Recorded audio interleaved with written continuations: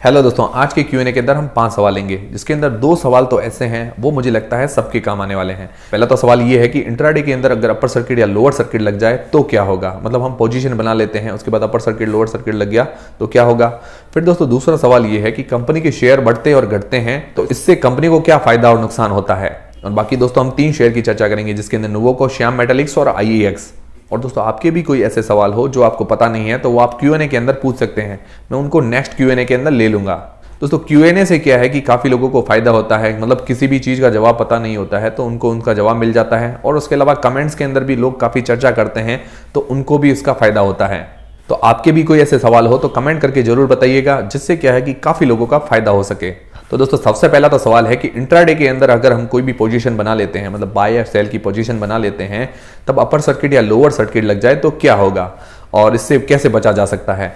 तो दोस्तों मान लो हम बाय की पोजीशन बना लेते हैं, इंट्राडे के अंदर कोई भी शेयर वगैरह बाय करते हैं तो उसके अंदर क्या है, मार्जिन ज़्यादा मिलता है, मतलब हमें कम पैसों के साथ ज़्यादा शेयर मिल जाते हैं। और शाम तक क्या है कि हमें स्क्वायर ऑफ करना पड़ता है, अगर बाय किया है तो सेल करना पड़ता है, सेल किया है तो बाय करना पड़ता है, तो स्क्वायर ऑफ करना जरूरी है, फिर फायदा या नुकसान अपना होगा। तो अब मान लो हम बाय की पोजीशन बना लेते हैं इंट्राडे के अंदर और फिर लग जाता है लोअर सर्किट, तो बाय की पोजीशन बनाते हैं तो शाम तक स्क्वायर ऑफ करने के लिए हमें क्या करना पड़ता है, सेल करना पड़ता है। और जब लोअर सर्किट लगता है तो सारे सेलर ही सेलर होते हैं, तो अगर हमें शाम को सेल करना है तो कोई बायर ही नहीं होगा तो हम सेल कहाँ करेंगे।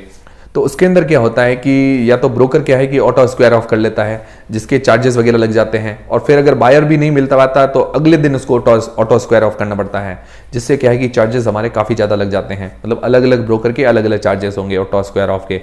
और फिर दोस्तों या तो ये कर सकते हैं कि जो हमने शेयर लिए हैं तो उनको हम डिलीवरी के अंदर कन्वर्ट कर सकते हैं।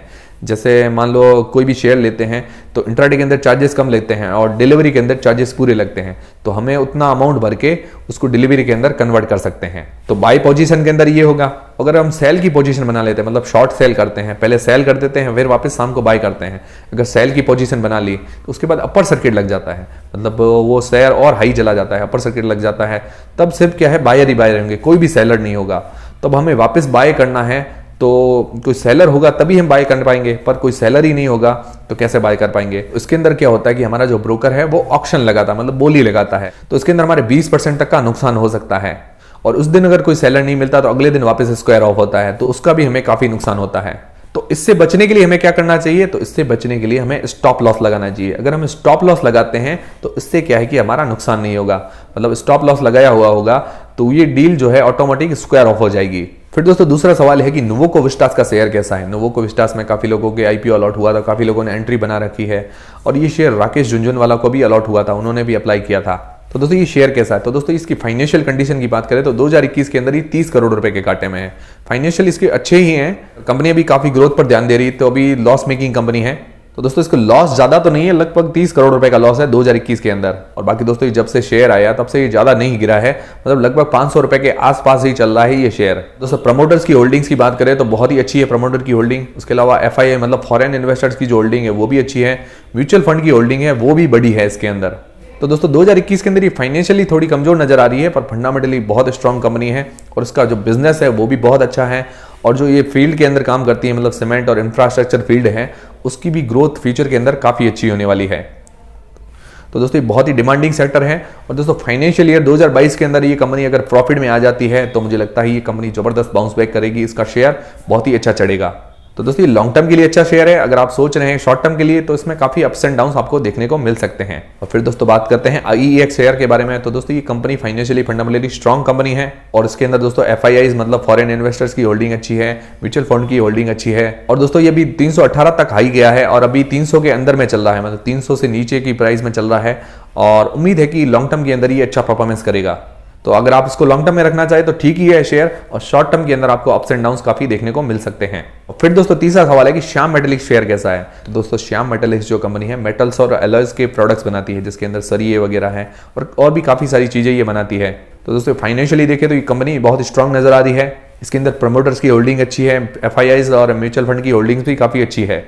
और इसके पीयर कंपटीटर की बात करें तो JSW स्टील है, टाटा स्टील वगैरह है, वो इससे थोड़े ज्यादा आगे हैं। बाकी ओवरऑल श्याम मेटालिक्स कंपनी अच्छी है, अगर आप इसके साथ लॉन्ग टर्म में जाना चाहते हो ये आपको ठीक ठाक रिटर्न दे सकती है। और फिर दोस्तों पांचवा सवाल ये है कि जो किसी भी कंपनी के शेयर अगर बढ़ते और घटते हैं तो उससे कंपनी को क्या फायदा और नुकसान होता है।